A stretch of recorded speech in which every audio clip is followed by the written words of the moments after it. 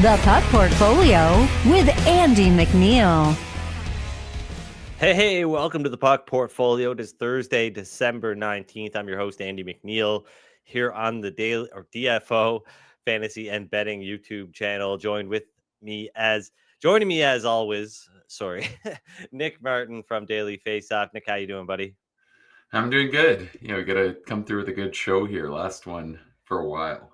So, Yeah, for sure. It's working out that the holiday break for the NHL falls right on our schedule for next week. So we'll be off at least from doing the show all next week, but we'll be returning the week after that, and we'll have you covered on dailyfaceoff.com as well as the other Nation Network site, Leafs Nation, Canucks Army, Oilers Nation, Flames Nation. You'll find betting previews from us on all those websites throughout the holiday period, at least when the NHL is in action, obviously. But we'll also have some World Junior coverage coming up for you. I'm set to preview their opening game on December 26th versus Finland. And Nick, are you doing the game versus Latvia the very next day? it sounds like you know the answer and I don't, but I'd actually Okay, all just been right. meaning to dive into that. So, All sounds right. like Well, one they might stick me with, though. as per usual, I know what's going on here at the Nation Network. No, I'm just joking. But yeah, I'm not gonna lie. I went to bed last night thinking that I was gonna have a poorer night than I ended up having. Kyle Connor had 1 point at the time, but he did end up getting his second. So that strategy worked, and of course the Utah Hockey Club coming through with that big comeback win. Pretty much saving me after what would have been a bad night. So I was very happy with Utah coming back against the Vancouver Canucks. Nick, I'm guessing things did not go so well for you. Oh, they were all right. I was up Oh, okay. 1.5 units in the end. Well, So, you did better than Utah me, held but your good. demeanor for some reason is less positive than mine. So I'm a little You know bit what? confused, right? It's about the ones you miss, I think. And I just was so Yeah, I hear you. sour about not betting the Ducks at all because it just more and more, I feel like it was actually not that complicated of a handicap, and they did get there. So, Yeah, they did. They anyways, did.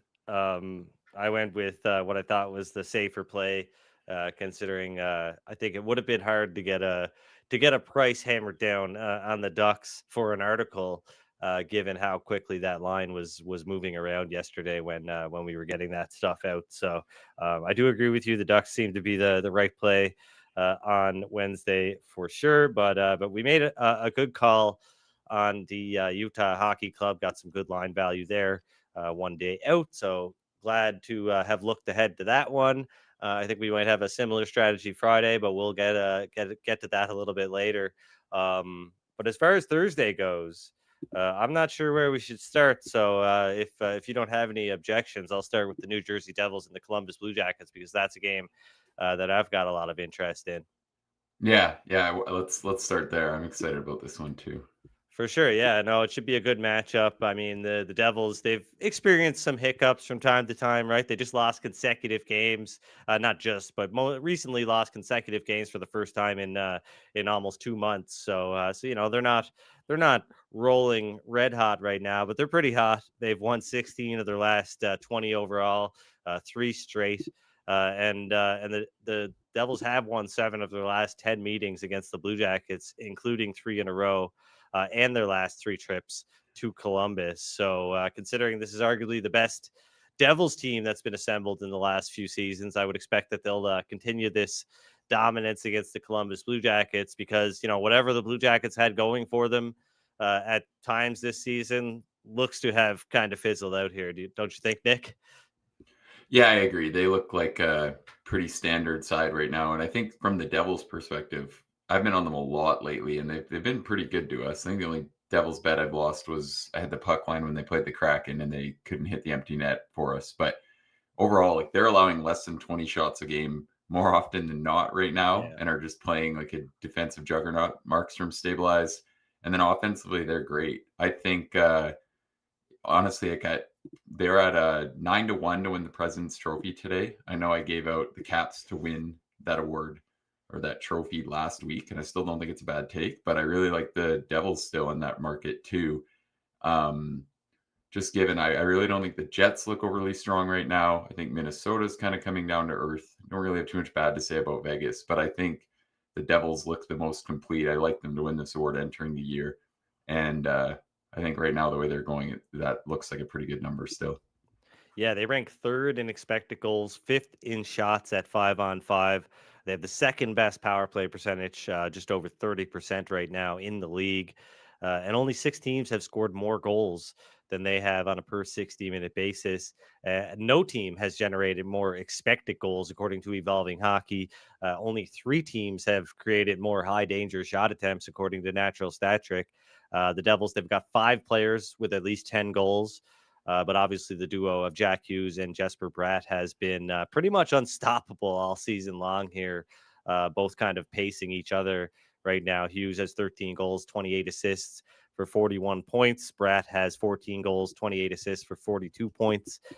They also rank as the league's, like you said, they're a defensive juggernaut. They rank third best in expected goals against, and thanks to some solid goaltending and solid defending, they also rank third best in goals against per 60 minutes. I don't know if there's been a starting goaltender announced here for this game, but given that Jake Allen just recently rejoined the team, he hasn't appeared since December 8th. I'm guessing it's going to be Jacob Markstrom, but maybe this is a spot for Allen to get his first game back after some time away from the team. But yeah, okay, Jake Allen is confirmed. That's all right. That doesn't really, in fact, I kind of like that more because I think this is, maybe increases the chances that the Devils don't sleepwalk through this game here today, because my picks for this game both involve Jack Hughes. I'm going to take the same strategy that I took with Kyle Connor last night. I'm betting Jack Hughes to score an anytime goal. I'm also betting him to go over 1.5 points. But unlike the Kyle Connor bets, I'm a little more confident in this one, and I'm going to put full units on both bets here. He's scored 5 of his 13 goals in the last 10 games. He's registered multiple points in 6 out of his last 9 games. And he's also got 7 goals in his last 8 games against Columbus, with 4 of those meetings being multi-point games for Hughes. So given the Blue Jackets' current form, I think both props should be priced much lower than they are right now. At Sports Interaction, you can bet on Hughes to score an anytime goal at plus 155, which is sort of widely available. I think, there's at least a handful of sports books that have a price around there. But they have the best odds on Hughes to go over 1.5 points at plus 175, which I think is, borderline egregious, given how good he's been as of late, and how bad the Blue Jackets have been as well. So I don't know. It's kind of unclear what caused the Blue Jackets to fall off, but it's clear that they have. Up until December 1st, only 10 teams, or sorry, they were the third best team in terms of generating unblocked shot attempts, but only 10 teams have been worse since. They ranked 7th in even strength expected goals in their first 23 games up until December 1st, but they ranked 29th over their last 9 games, and they've allowed 4 or more goals in 15 of their last 23 games. So, you look at the recent stretch, and I know most of these games are on the road, but Tampa Bay, Carolina, Edmonton, they all scored between 4 and 6 goals against the Blue Jackets in recent games. So I don't really think there's any reason for New Jersey not to get up to that height as well. And hopefully Hughes is involved. So yeah, Jack Hughes anytime goal plus 155, and Jack Hughes over 1.5 points plus 175. Hoping to hit at least one, but it would be really nice to hit both of those bets, obviously. Any further thoughts on this one, Nick? Yeah, I like both those a lot. I think I'd throw in the mix too. You can bet Hughes and Bratt to each get 1 point at minus 125. I think that's also a solid Yeah. look. Obviously, you kind of explained everything on that. And then I think the other note that is worth throwing out there is that Hughes and Bratt have both been absolutely dominant all year, but at times people have kind of been getting on Andre Palat's play because he's not been at his best, but he's looked a lot better of late. And I do think it's fair to him to say that He had his newborn baby right around the time of the Global Series, and then there's some complications with the birth. The baby stayed in the hospital for a while, and I do feel like, from a personal perspective, maybe it was maybe a little hard for him to play at his best. And now that he's looking better, I feel like that just helps the Hughes and Bratt case even more because they were kind of carrying him a little earlier on in the year. So yeah, I think a lot to like about that top line in this spot. Yeah, for sure. Obviously a big slate today, Nick. What game do you think we should touch on next? I think is the Kings game still something we want to touch on? We gave out the Kings money line yesterday. I think it's still not the worst bet if you can get -155. I like it. You could go with the regulation win option. The Kings lead the league in regulation wins, and I think they've just been playing pretty well lately. They had a tough loss in Pittsburgh the other night, but all in all, I don't really think these teams are close. And I think the home ice advantage is pretty negated by the traveling back to back for the Flyers. So, yeah, I don't know if we need to go into it more than that, but I definitely think the Kings are a solid look on the slate.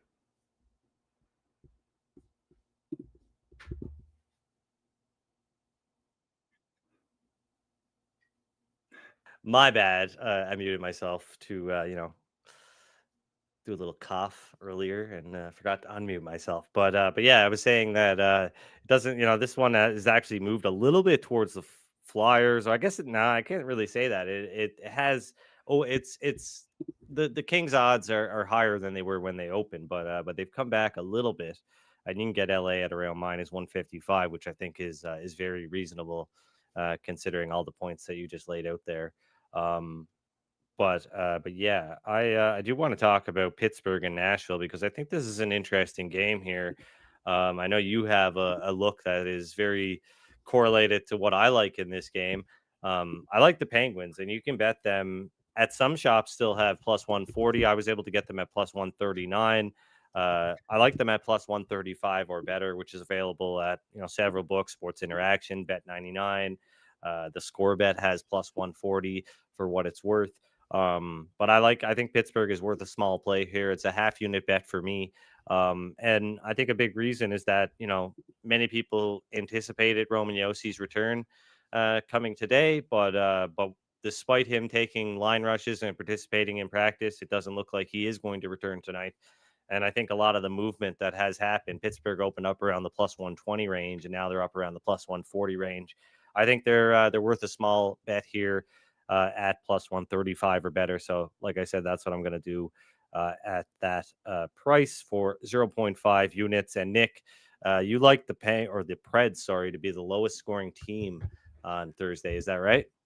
Yeah, I do. Unfortunately, hopefully some of you read my article on DFO on Sports Interaction. They were 20-1 to be the lowest scoring team, and now they're down from that. But I see FanDuel still at 19-1. So I think Where did they a go good down look. to? They went down to. Oh no, I read that wrong. Still 20-1. Okay, Okay, that's cool. yeah, I like that play. So, yeah, I think the thinking behind it's obviously one that could go really bad, and I think we might have seen kind of rock bottom for the Preds. But Pittsburgh, they're 7-2-1 over the last 10, and they're in the league's upper third in terms of expected goals against in that span. And they're facing a Preds team that ranks last in goals scored per game. So obviously that side of it's a pretty easy case to make. So yeah, I just think on this slate, it's a pretty long number when you're talking about a Pens team that's arguably playing like middle of the pack in terms of goal suppression. Recently, in actual goals against, they've allowed 3 during those 10 games. So it's not just like we have seen them kind of always be an analytical darling, but the actual results suggest they are defending a lot better now as well. And they have played some tough matchups in that span, but versus the weaker offenses, they've been holding them to 2 or less. So I think that this number is just a little too long. There's obviously going to be some tough ones we have to fade. I think the Flyers projected team total is pretty low. The Blackhawks projected team total is pretty low. But with that in mind, I still think 20-1 is a solid number for sure. Yeah, I mean, Tristan Jarry can be a bit of sieve, as we know, but but the Preds can make pretty much anybody look like Dominic Hasek on any given night. So yeah, I like that look a lot. I'm almost a little bit jealous. I've got +139 Nashville sucking tonight, and you've got 20-1 on them really sucking. So I don't know which one's better. I think I like the 20-1 bet a little more than the plus 139 bet. But I do have to give you your credit, Nick. You were in a disagreement with me as far as the Ottawa Senators went on Wednesday's show. Turned out to be It's not like you've lost value, though. No, I haven't lost value, right? But I thought they'd go a little bit higher, and they haven't. You can still get the Sens at some sports books. Pinnacle, for example, minus 125. But yeah, some other sports books are at minus 130 or minus 135. But there still is some value out there on this Senators team. I don't know what that says about my bet, but I was able to get a pretty good price, I think. So I'm gonna stand pat here and just hope for the best against the struggling Calgary Flames. Dan Vladar are going to get the start versus the Senators tonight. I don't know if there has been a starting goaltender announced yet for Ottawa, but I'll check that out right now. Yeah, I was also waiting on that news. I'm in the midst of my Flames article and trying to decide what my absolute favorite look is. So yeah, I'm kind of with you. I'm fairly neutral at minus 130. I got a funny DM today on Twitter from someone saying, he says, Tate McRae is going to be at the Flames game tonight. They ain't losing in front of her. So factor that into your handicapping, apparently. I don't know, man. I'm going to guess all in all, though, I don't have any of plays I've locked in on this one yet. I'm going to guess the majority of the players on the Flames have no idea who Tate McRae is or only know who she is because they are in Calgary and could care less that she's at the game. But you're muted, Andy. I'm muted. How am I? I don't think I am muted. I'm good. We're just having a little bit of technical difficulties, I guess. But yeah, I was just saying that I don't think many of the Flames players have much interest in Tate McRae, but I could be wrong. But yeah, Nick has a tough. Or apparently Nick just couldn't hear me, but I'll just hang on here for a second. I think Nick has a pretty tough job covering the Calgary Flames, who aren't the most exciting team in the world over at Flames Nation. Doing that from a betting perspective every other day is not easy. while I get to cover the Edmonton Oilers, who are, of course, a lot of fun to cover. They're in action against the Boston Bruins tonight. Unfortunately, my very handsome son Thomas has his winter concert tonight, and he did not want to skip the concert to go watch the Boston Bruins and the Edmonton Oilers. In fact, he asked me why I would want to skip his concert to go watch the Boston Bruins lose, and I really can't argue with him there.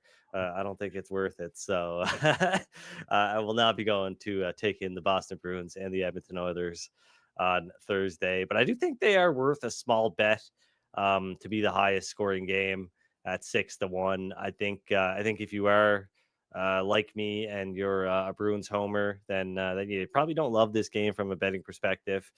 Boston at plus 150, the Oilers at minus 185. As good as the Oilers have been, man, I just don't feel comfortable backing this team at minus 185, even against a Bruins team that's been pretty mediocre this season. They have kind of turned the corner lately. They haven't faced very much tough competition though, so it's hard to say if the Bruins are for real or not. But I just think based on everything we've seen lately, I don't necessarily want to chance it at minus 185. Seen lately, I don't. Nick, do you have any thoughts on the Bruins and Oilers in Edmonton tonight?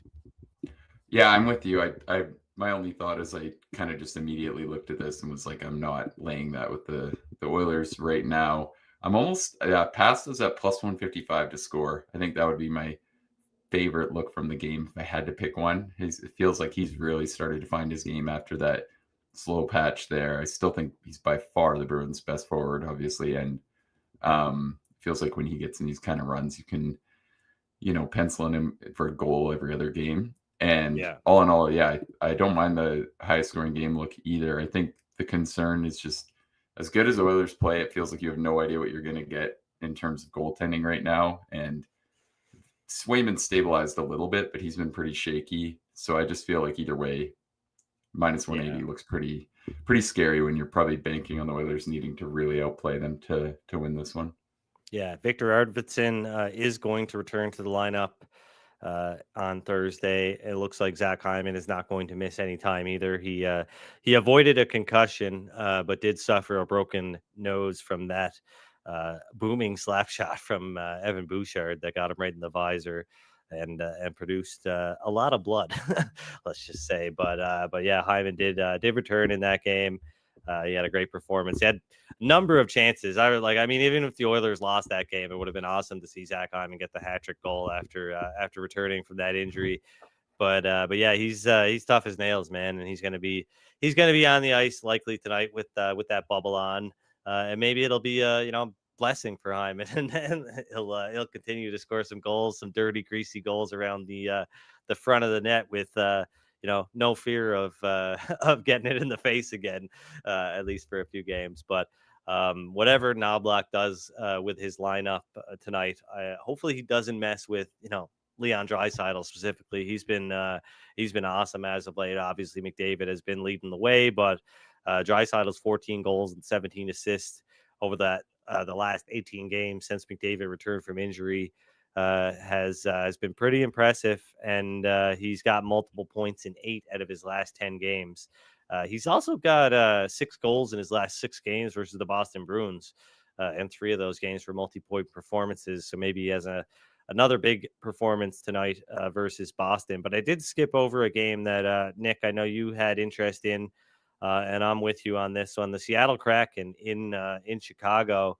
For some reason, the betting market has, I guess, been showing Chicago a little more love than we thought, because the Kraken are still kind of holding strong here at minus 130 at a lot of sports books. Yeah, I agree. I was a little surprised this one held where it did. Chicago has been playing better. They've definitely had some pretty strong performances. They had that big win at MSG. They beat the Caps the other night, but I still think that outside of those performances, Seattle still looked really solid. I like a lot of what's been going on with the Kraken lately. I think they got a deep defensive core, even after the Will Borgen trade, which I think for Seattle is a really good bet. I think they have the defenders that they could happily take on the risk that, Kraken Kako is even just like a solid defensive third line winger for them, even though it feels like they have something pretty comparable with Tolvanen and a lot of the guys on the roster. I feel like it's a good bet on upside from them. And I like the way their team game has looked. So I've been hoping to confirm that Decord was going, because I think that's the only concern there. Obviously, the gap between Decord and Grubauer is pretty significant. But if Decord goes, I'm not really seeing how this game is priced this evenly. I still think the Kraken are just top to bottom better in all areas of the game, and they've looked pretty damn good most of the time that I've watched them recently. So, it feels like a good time to sell on the Blackhawks, who seem to be getting a lot of credit in this matchup. Yeah, absolutely. I'm going to take the Kraken at minus 130 to win 0.75 units. That way, I keep my stake under 1 unit here, roughly 0.975 units to win 0.75 units on the Seattle Kraken at minus 130. So that is my final bet for the day, in addition to the bet on the Ottawa Senators at minus 125 or better, a half unit play on the Pittsburgh Penguins at plus 135 or better, and then, of course, the two Jack Hughes props over 1.5 points plus 175, and an anytime goal for Hughes at plus 155. Nick, did you have any more player props? Did I miss something? I thought you had another player prop. Yeah, I have one left I'll go into. And then the other thing we gave out yesterday that I'll touch on quick was the Golden Knights were minus 160 yesterday. I thought it was pretty obvious that number was too short, and that as people pieced it together, the Vancouver was back-to-back and not looking really good, the number would move. And I think it's just another one of the same. It feels tough because in my Canucks Army articles, I've really been ragging on the Canucks lately, but I think more and more they just look kind of fraudulent right now to me. Like, they really haven't played great versus good teams very often.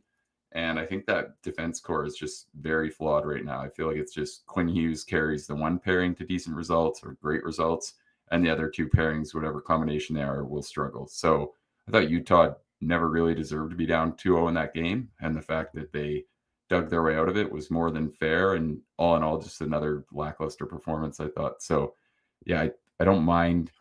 Even if you really wanted to play on that game, I still feel like going with Vegas to cover the puck line's not a bad look. But anyways, and then, yeah, Yeah, my final just a remaining. quick point about the Canucks too. Like I totally agree with you. They've, last season everybody knew, well not everybody, but a lot of, any rational people looked at the Canucks and how they were performing and they knew that like yes, this team is playing pretty good, but they're overachieving, right? The difference this season is that they're not really playing that great. They're totally mediocre. You look across the board, expected goals percentage, shot attempt percentage, all that stuff, and goal share as well, all below 50% right now. They're around the 18th best team in the league, kind of thing. When you look at those categories, so they've just totally drifted or reverted back to being mediocre, and but they're still sort of being priced night in night out like they're an above average team, right? And it doesn't make much sense. So I'm with you on this one for sure. Yeah, and I do think that last night's game was kind of an interesting one because I saw so many takes of people being like, "How are the Canucks a road underdog when they have the best road record in the league versus Utah?"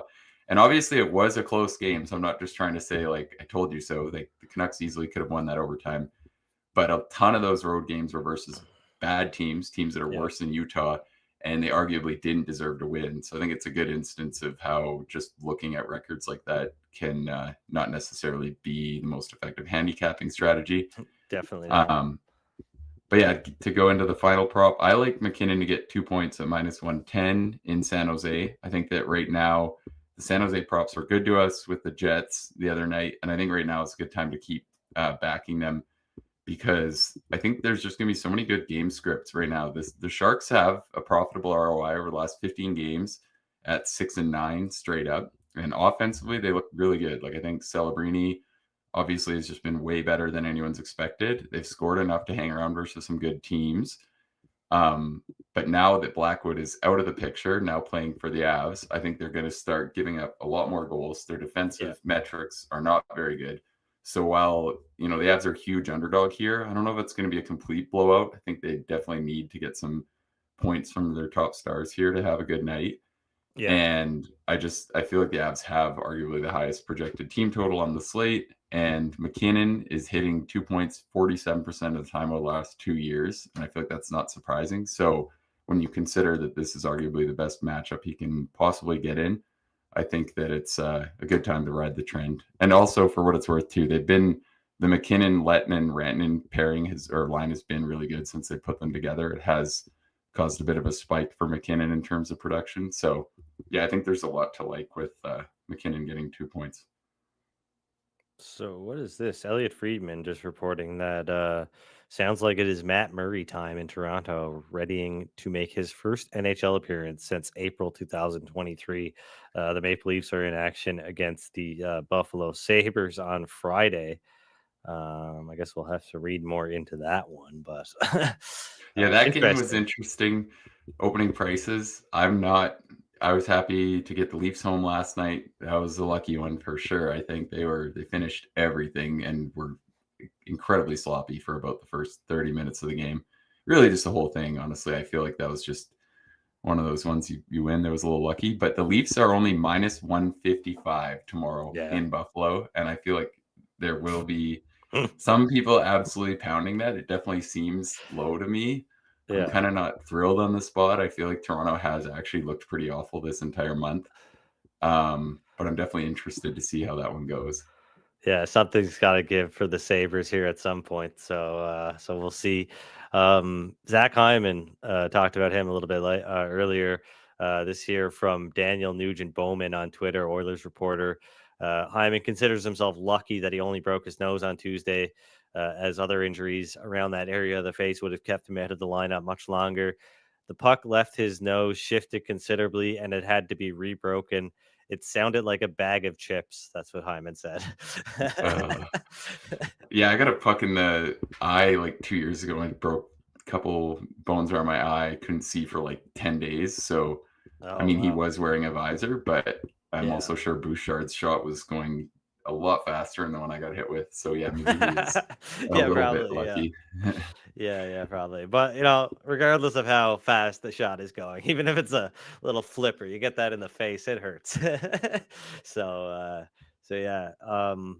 Speaking of playing hockey, man, I just got to say, like, if you live in Alberta, you don't know how good you got it because growing up on the East Coast, we had some dangerous outdoor skating. Like there was like an annual occurrence of a kid falling through the ice and having to be rescued because we were skating on such thin ice on these little ponds and everything. The ice on my outdoor rink, on my neighborhood outdoor rink, has been on since November 17th. So it's been on for over a month now. And yeah, it's been hit or miss, right? Because of the weather has been snow one day, rain the next, etc. So it hasn't been great, but we've been able to get a lot of skating in over the last month, me and my son. Yeah, it's just, I mean, it's just like this all over the city and all over the province. There are outdoor rinks everywhere. And yeah, you guys are so lucky to have that because it's awesome. I would have killed to have a heated change room and an outdoor rink with boards when I was a kid. And I don't know, they should be filled up even more than they are. There's lots of kids out on them every other night, but they should be just packed to the walls every nice night that we have here in Edmonton. Nick, you getting out on the outdoor rinks at all yet? Yeah, I've been out a couple times, not as much as I'd like, but I feel like usually over the break when everyone's home and so on, we get some good sessions in. Yeah, for sure. I'll be getting out on Gull Lake over the holidays. They do a pretty good job out there clearing the ice, and really, it's I think the best ice surface I've ever skated on because I've never ever skated on a lake that is flooded and cleared by a Zamboni, right? So it's pretty awesome, and I can't wait to get out there. But let's do a quick look ahead to Friday. I haven't had a chance to really get into Friday's games yet with such a big slate on Thursday. But the Utah Hockey Club, who we looked ahead to for Wednesday's game, they are opening up. It varies, let's just say, as low as plus 120, but as high as plus 150 at some sports books. I'm guessing you also have interest in the Utah Hockey Club, Nick. Yeah, I definitely do. I couldn't believe some of those early openers, but it looks like some of those sports books have figured out that plus 150 was a little absurd. There's plus 134 on FanDuel, so hopefully something around that people can get if they are interested. I think that right now, Utah, we've been talking about them a lot, but they really just continue to play a really solid game. They're getting great goaltending. And I think right now, the Wild are just a bit of an overvalued team. I'm really low on Marc-Andre Fleury. I think at times the series had some performances that probably ended up maybe even being a little better than they deserved. And now all of a sudden he's back minus 5.7 goals saved above expected rating, minus 11.1 last season. So I feel like when you are getting those starts, you're getting a pretty big edge compared to the times that Gustafsson is in there. And all in all, the Wild just seem to be coming back down to earth. We talked about it ahead of that Florida game. In their last 10 games prior to that one, they'd lost all three to playoff teams with a bad goal differential. And then they play Florida, and Florida obviously blows them out for us last night there. Yeah. And their underlying results aren't great, and they're kind of heavily held up recently by the matchups they've played versus really bad teams. And right now, I really just don't think Utah is a really bad team at all. So the number looks a little too long to me. I think it's a good spot to keep riding Utah. Yeah, for sure. I think you can get the plus 135. That's the best price available right now. That is available at Bet Rivers / North Star Bets here in Canada. I would take advantage of that one if you can, because I don't think it's going to get much better than that at the as people are wising up to this Utah team, and of course realizing that the Wild are not going to be the same without Philip Gustafsson in the crease. But that pretty much does it for Thursday's episode of the Puck Portfolio. As I said, we will have you covered tomorrow and through the weekend on the Nation Network on dailyfaceoff.com with several betting previews. We'll also be covering the World Junior Hockey Championship starting on Boxing Day. But we will not be returning until after the holiday break because of the obvious scheduling conflicts. So I hope you all have a great holiday season. Hope you all win a bunch of bets, all the parlays, right? And hope you get everything you want this holiday season. Nick, it was a great experience doing the show with you through the first half of 2024-2025 season, and I'm looking forward to getting back after the holidays and hopefully kicking some more ass like we have been all season long. Yeah, I'm excited. I feel like we're in a good rhythm now. We got all the line change listeners converted over, so should be a fun second half to the season. For sure, for sure. Well, yeah. Until next time. Good luck with your bets and gamble responsibly.